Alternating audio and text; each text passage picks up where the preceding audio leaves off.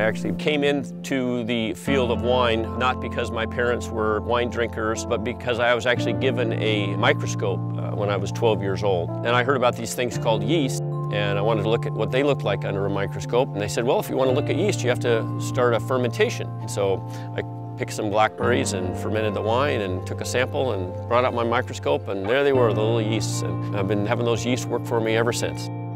For me, it's not just about the wines. It's really about the experience and making connections with people. It's really a great feeling when people come in, they want to have a good time. We can educate them and entertain them and share our wine and our passion, and we get their stories as well. We have so many options out here. We have world-class wines here in Washington, and that makes working with it alongside food so much easier because we don't have to go searching for a great quality product. I've been working with Brian Carter almost 30 years. It's really interesting, and he actually buys these grapes here from me. My first vineyard I planted in 1980, and at that time there was about 10 wineries in the state. Now there's something close to 800, so it's grown phenomenally, and it probably takes 3 to 5 years to understand the growing conditions of Washington. They're very unique. We're growing in this dry, arid climate. These soils are unique. There's more sunlight here. It's a shorter growing period, but it's very intense. And Brian has the knowledge of how to handle those grapes in that type of condition.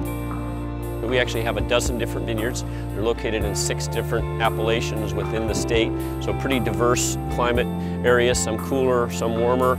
And then within those different vineyards and appellations, we actually bring in 20 different varieties.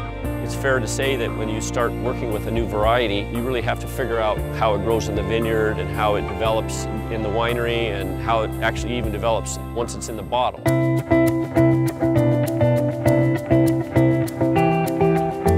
It's a very exciting time of the year. For a winemaker, it's kind of the culmination of all the work we've been putting in the vineyard. And for me, this is kind of the highest energy, the most spiritually energetic part of the vintage for me is during the harvest.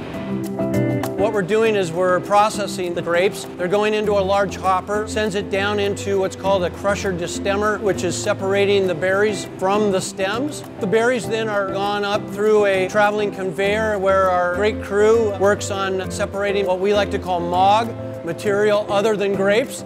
And then the grapes are dropped into fermentation bins where they'll start their magical process of being turned from grapes into wine. Blending for me is certainly the most artistic part of the winemaking process, and while a lot of the decision making that I make is kind of based on a mixture of art and science, this one is very much an artistic endeavor. Now that you have a blend, you can look to see, I see that Cabernet character in there. Oh yeah, and there's that little note of cherry that's coming from the Merlot, and there's that little herbaceous note that's coming from the Cabernet Franc. So each one of those characteristics is contributing to the final wine. And as an educated consumer, it's a lot of fun to be able to see the complexity that comes out of that. All of our wines have an inspiration. They're European model. We pay homage to that tradition from European winemakers. For centuries now have been doing European style blends. Typically, I'm looking for wines that go well with food, and that's why I often bring in some food when I'm blending. This is really helpful because I think not only does it affect my subjective appraisal of the wine and more likely to come up with a blend that is favorable with food, but it also keeps my palate refreshed. As a chef, blended style wines, they play really easily with foods. You have a lot of things to work with, the different berries, the different flavors, the different grapes, and the balance is just amazing. We do multi-course menus, and I pair each course with a wine. You know, I'm looking for a style that maybe a lot of winemakers aren't doing, and I think Brian's wines, he's doing a lot of old world styles, wines that are an homage to some old world wines, and just the balance that he can create with by blending all those varietals together really helps me, makes my job a lot easier. Each wine has a story of its own, more than just the wine itself. We've worked very hard to delve deeper and really express the artistic nature of winemaking beyond just the wines. Each bottle has a unique label and a unique name and a story to tell. Brian and I worked really hard and collaboratively with artist Stephen Black to come up with all the concepts, all the names for the wines, and then Stephen took that inspiration and created unique and distinctive pieces of art for every one of our wines.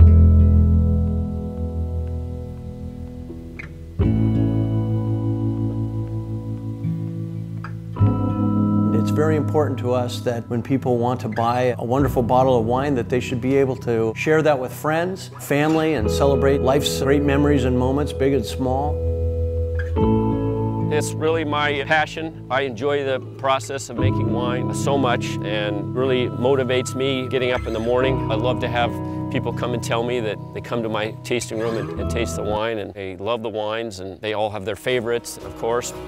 Brian's just a pioneer in industry. It's an honor to work with him, really, because he's done a lot of, firsts in Washington, and we all learn from him. Very rewarding to be able to make something that people can take home and enjoy in their homes and put in their wine cellars and enjoy for years to come.